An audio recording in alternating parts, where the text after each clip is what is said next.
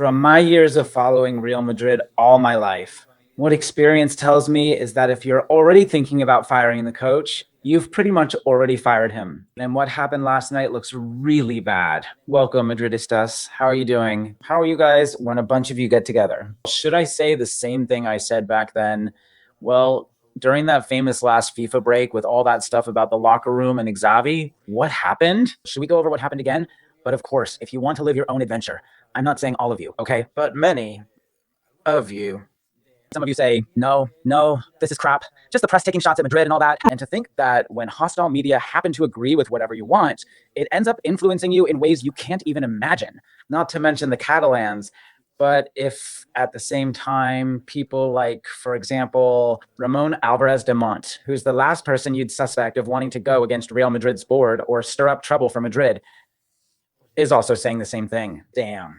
When a bunch of things come together from here, from there, from all over the place, and they're all heading in the same direction, something's going on. And what happened tonight with that meeting where they didn't decide to fire him, but they're already looking for a replacement and all that. And there's an ultimatum, not official, not even unofficial, but people are already talking about it. It's the match against City. Things are looking really bad. And when things get really ugly with a coach at Madrid, it's because we all know how this ends, unfortunately. And besides, even if they win or draw, it's just saving face. This is going to be agony. It's going to be agony. We'll see. I mean, this is impossible to turn around. Impossible. Well, if they manage to turn this around, it'll go down in history like that match where Nadal came back against Medvedev in an Australian Open final. Or like Madrid against City in those semifinals in the last minutes of the match and the tie. Because it's really messed up. But before that, well, I mean, it's just one thing after another, and all the bad news comes at once. They all come at once, right?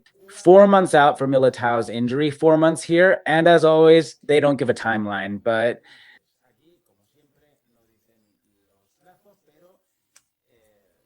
it's clear it's going to be in that time frame. Maybe he'll recover sooner, hopefully. Well, a tear in the biceps femoris of the left leg with involvement of the proximal tendon. That's what it looks like, and that's what it is. Not great. Maybe I'm exaggerating too, because since we're feeling so down, we just can't be positive or negative. We don't stop to think that it's an injury, that one of those with really, really long recovery times. I mean, no, it's not an ACL, but it's something that can already make you start thinking about signing someone, even though Madrid won't do it, because it's another one of those things the board does that you just don't understand. Lately, they've been messing up a lot of things, honestly, and now let's talk about one of them, though this one's not on the board. It's on the coach, but maybe also suggested by the club he's with, which is about those 2 days off after Bilbao. But now I'll talk about that. Well, with a 4-month injury like Militao's, you'd have to sign someone, but they're going to tell you no. That when Oliva recovers, we already have Oliva. So, of course, that way, you're in trouble because 4 months means this guy won't be back until April. But if it's in April, already in April, and how's he going to come back? Anyway, it's all pretty messed up. And watch out, okay? City, we're missing half our defense. But at least Carreras and Fran are available because their suspension applies to LaLiga, not the Champions League, of course. But in the weekend game at Mendizorroza against Alaves, neither of those two will be there. And I wasn't lying. I was excited. I think it was the first time we had 3 left backs with a real chance of being starters on the squad. And now all 3 of them are injured. Then all the other injuries we have in the rest of the positions. Well, but on top of that, it's going to be something historic. In that game, you're not going to have any of your 3 left backs, nor either of your 2 right backs. Well, we'll see if Hausen recovers or whatever, or if Rudyard catches a cold. Then you're really screwed. So anyway, there's Asensio, the one Xavi, because I'm also going with Xavi. He threw the right back to the Lions so he wouldn't complain here about Valverde and made him play right back. I think what he did was respond to, I get it, huh? Celta, of course. Who underestimates Celta? The players, of course, and I already said it, went out there all laid back because we thought it was going to be easy. Well, since they already did well in Bilbao. All right, well then, back to normal underestimating our opponents. But he also said, well, look at Fide. I'm going to put him here in the middle of the field. Maybe against City as right back. I think with Asensio at right back, that'll work. Did Brian Zaragoza drive him crazy? This just shows you can't underestimate anyone. Damn it. Anyway, it's all just terrible because of the injuries and everything we've talked about.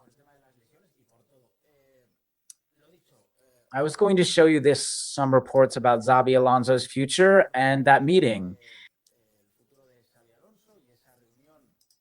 which apparently took place yesterday at the Bernabeu, according to El Mundo. Abraham Romero, the meeting to discuss Xavi's future at Real Madrid is already stirring up the coaching market. Check out what Alberto Pereiro says here. I really respect this journalist. Onda Cero usually has good information, and they put out a tweet.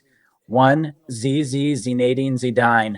2, Alvaro Arbeloa, in that order. He says, and Ramon says, exactly so, guys. But hold on, because there's more. For example, Mario Cortegana. In this tweet on The Athletic, it says the following. The board is evaluating the team's condition and Xabi Alonso's future, with no one confirming he'll stay if they lose. The fourth city, Arbeloa, is well regarded on the short list of finalists. Zidane, admired by Florentino, but his signing is still uncertain.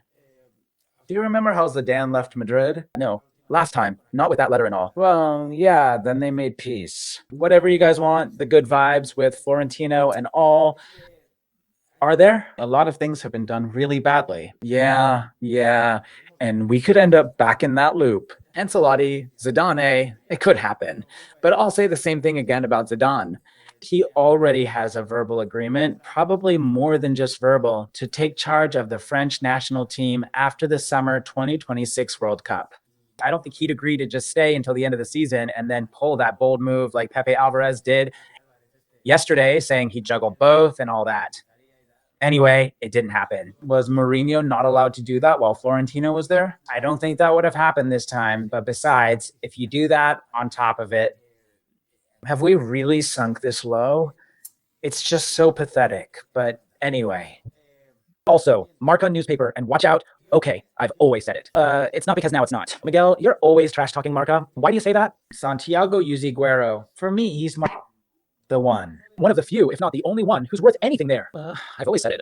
Or with the opinion pieces he's published and all that, and with the information he's handled, he says the same thing. Late night crisis meeting and match ball before City, an emergency meeting at the Bernabeu after the loss to Celta, with the Champions League game as a do-or-die situation for Xabi Alonso. And I think if he gets through it, if he survives this match ball, it's going to be torture all over again.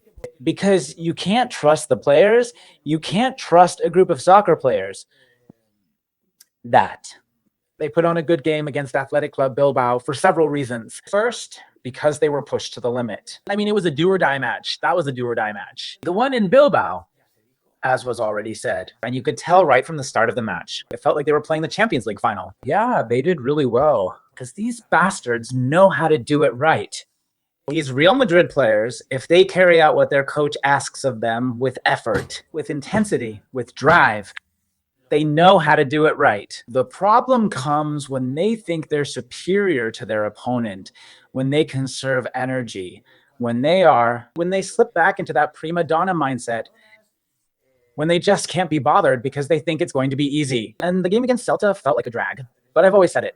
There are so many Madrid games at the Bernabeu where you can tell you're going up against these bastards. Today, they can't be bothered, and then they're in a rush, of course. But yesterday, Real Madrid could have gone ahead with a goal from Mbappé if you put Güler in and all that. And at 1-0, they would have kept going. Maybe you win that game. But that mental cancer the team has, coming from its players, from that self-satisfaction, that lack of commitment,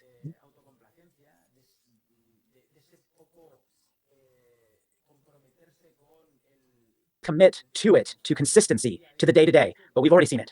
We haven't won 2 league titles in a row since 2008, but we have won more Champions Leagues. Yeah, Negreira, whatever you guys say. But there's something else there besides that great era we've had. In Spanish football, it has to be ingrained in the club and in the players, even as the rosters keep changing. Even Cristiano, Casemiro, Cruz, Modric's great squad had it too. They also had young guys too. The thing is, they were so brilliant, so talented, and above all, very smart. Something this roster is missing. The IQ of this roster has dropped quite a bit with the departure of some of these stars. And then there's something else, a huge one, the lack of leadership. Leadership in this team. And these are two things that, of course, kill you when they don't bring the intensity they need to match the intensity of the other team. Or surpass it, which is ideal, of course. Then what happens, right? Of course, the signals Xabi Alonso is sending to the squad, they're not the best. In fact, they're the worst. There's some information going around that I don't believe. The one about it supposedly being good for them. No, I don't even want to say it because I don't believe it. I don't believe it. Sorry, I don't believe it. I mean, it might seem that way to me, but I just don't buy it. Not because I don't believe the person saying it, but because it would seem that way to me. That would mean Xavi was being a total pushover then. I'm going to say the one we actually saw, because we did see it. He gave the players 2 days off. Why did he give them?